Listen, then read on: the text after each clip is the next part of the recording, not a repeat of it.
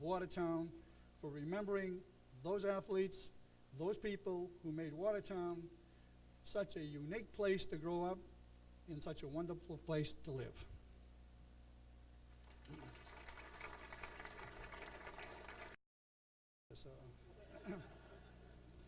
Yeah, a few weeks ago I was talking with Ernie Menino. Now, as you'll find out later in the program, Ernie has traveled all over the world.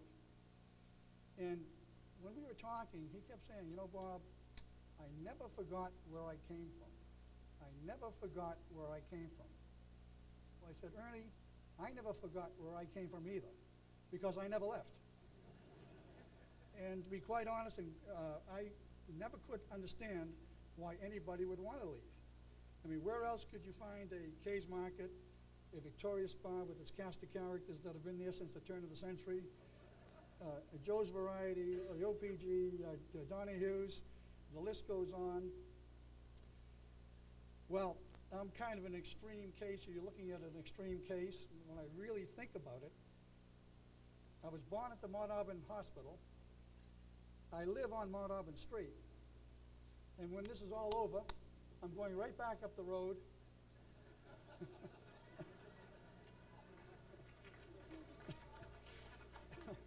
And when Bob Ford writes my obituary, it'll be one line, this guy just couldn't get himself off Mount Auburn Street. Well, this Watertown connection has been, it's such a, so many positives to me that I do have one story that kind of underlines this. And it goes back to the spring of 1953, when I was trying to figure out what's going to happen next year. Well, enter two people, Gene Renzi, John Ames. Now, Gene Renzi was a classmate of John Velakis, the class of '51, 2 years ahead of me. He was one of the great tacklers to ever play at Watertown High School, somebody I tried to emulate but never could quite get there. But he went to Northeastern, and after he graduated from Northeastern, he went into the Army. Retired a 2-star general, a major general. Very possibly the highest ranking officer ever to graduate from Watertown High School, or maybe from Watertown. But when I caught up with Renzi in the spring of 1953, he had just successfully completed his second freshman year. So I figured that if Renzi, after two freshman years, he probably knows his way around.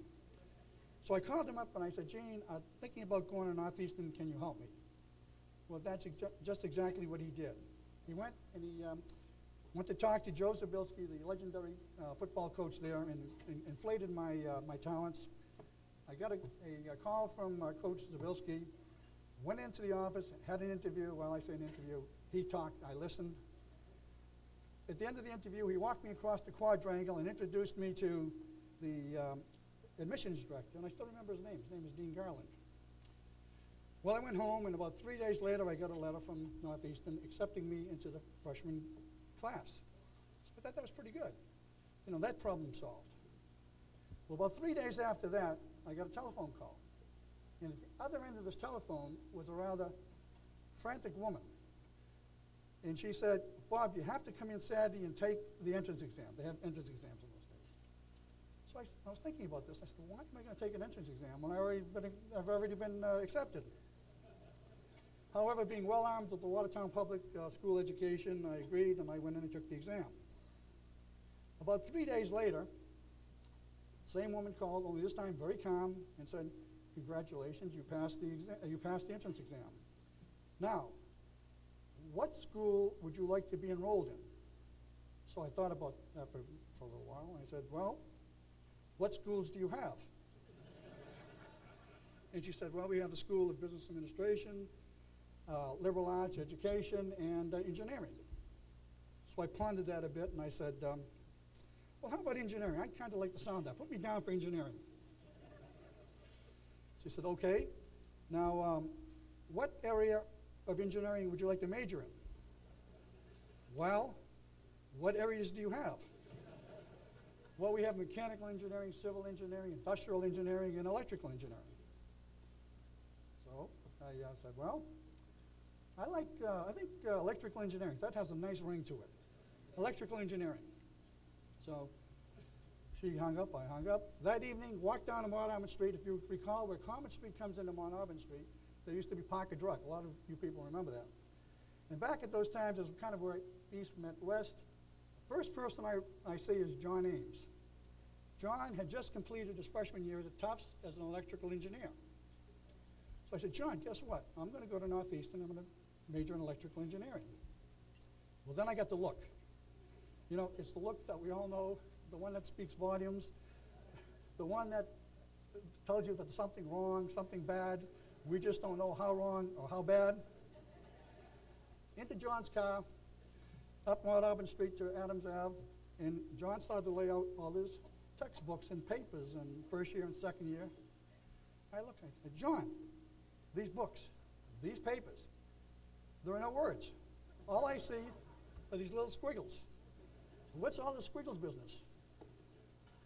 Next morning, this frantic young man was calling that woman saying, you better take me out of electrical engineering and put me into business administration.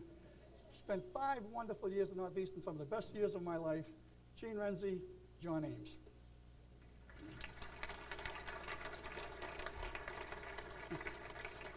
Well, as in the past 10 years, this is another wonderful Watertown evening. I do wish my dad, Yervant, my mom, Olga, my brother, Gilbert, could be here to share this. But I do have my wife, Landis, and I really would like to have her stand up. Landis, would you please stand up? My wife for 40 years. She put up with me for 40 years. Thank you very much, my dear. My 2 beautiful daughters, Rachel and Myra. Their husbands, John and Bill, my family, my friends, my community. You know, when I look at these high school seniors that were coming through the hall this evening, I'm reminded of what athletics and what sports meant to me at 17 and what it has evolved to at age 65.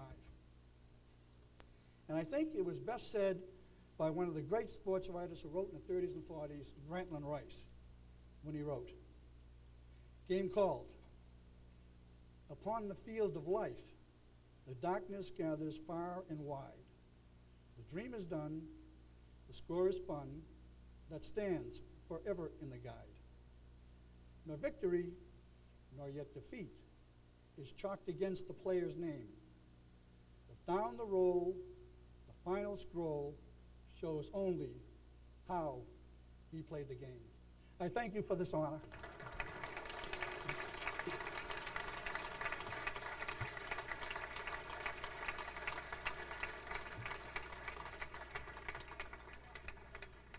Oh, wait a minute, we found it. Giglio left it in the bar down the street.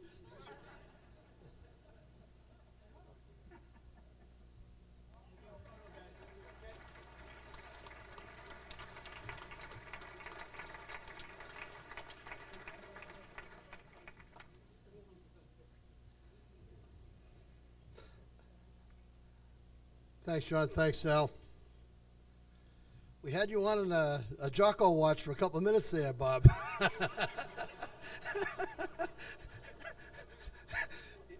You were somewhere between Jocko and Babe. I'm not sure where.